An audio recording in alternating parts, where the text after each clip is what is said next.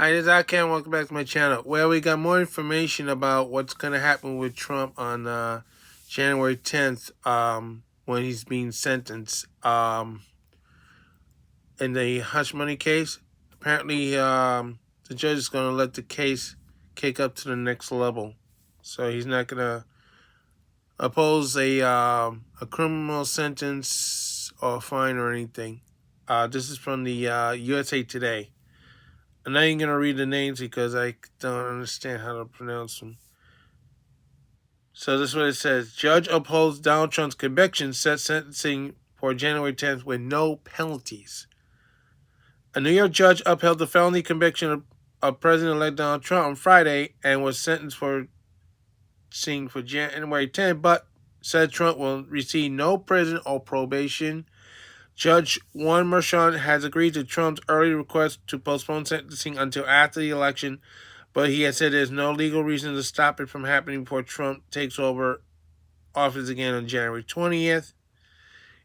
It is incumbent upon this court to set a matter down for the imposition of sentencing prior to January 2025, Merchan wrote.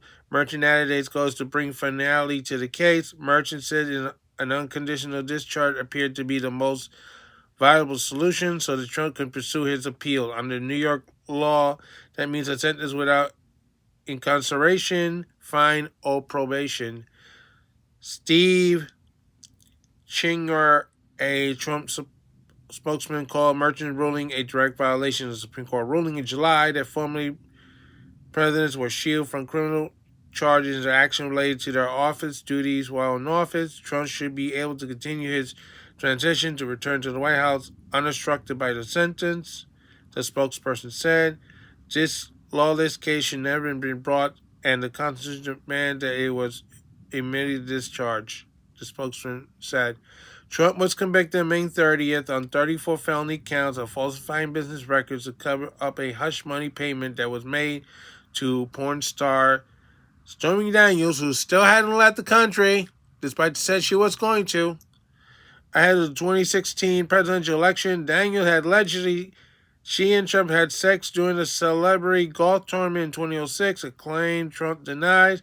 The Manhattan District Attorney Alan Bragg contends that Trump's payment to Daniels via his lawyer Michael Cohen was not an official act as president. Yet the payments were done while he was in office by somebody else.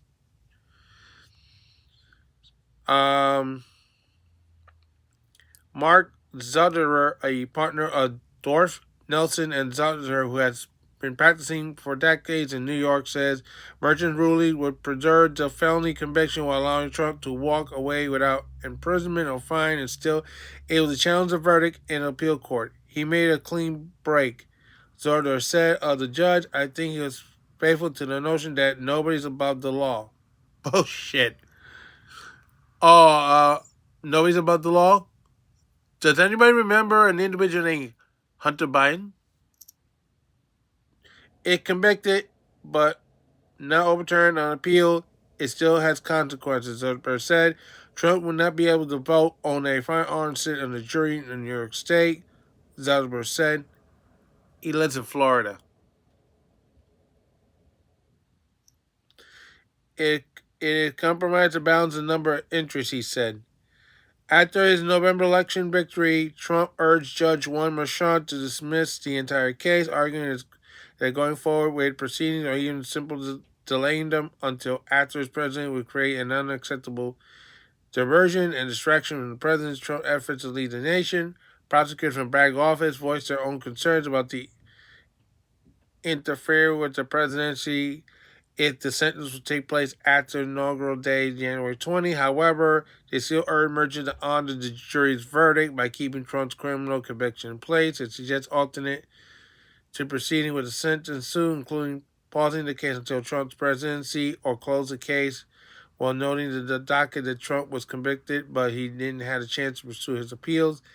Having to address and resolve matters brought before this court and the verdict now more than half a year behind us, it has remained outstanding in the case of the issuance of this decision and the importance of the sentence. Merchan wrote, scheduling sentence is a function that remains exclusively within the purview of the jury trial judge and can be easily set down for a day and time certain to minimize disruption and inconvenience, providing that the applicable statutory obligations are met. Trump president's election has been major personal boom when it comes to his criminal cases.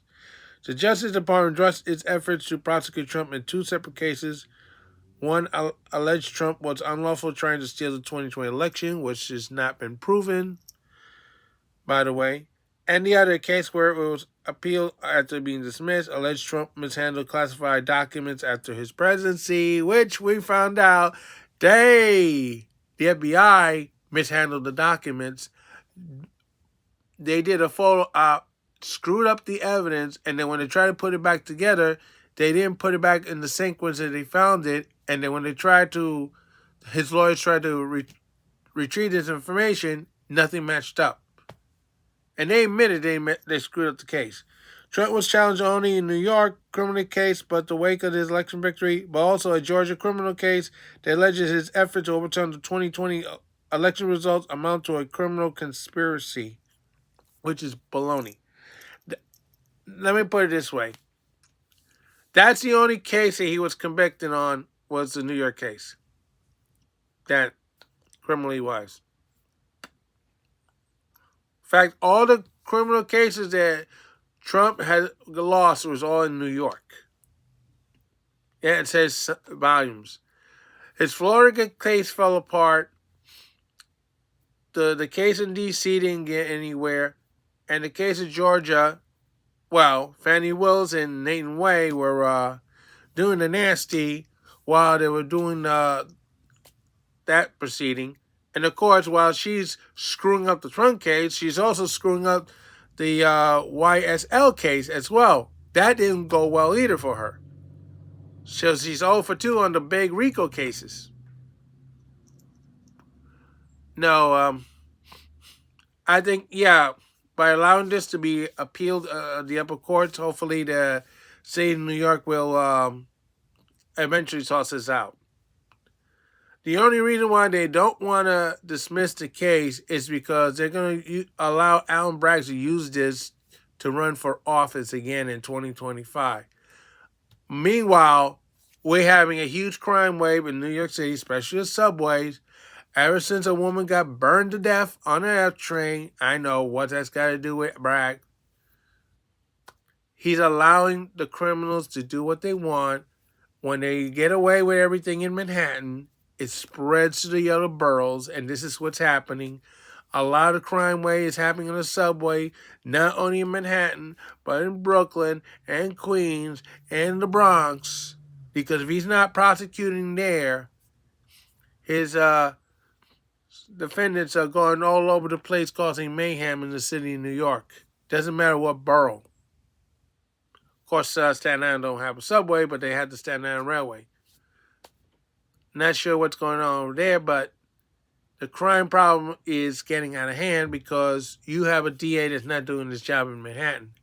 And when he's not doing his job in Manhattan, they're gonna try to get away with it in the other boroughs too.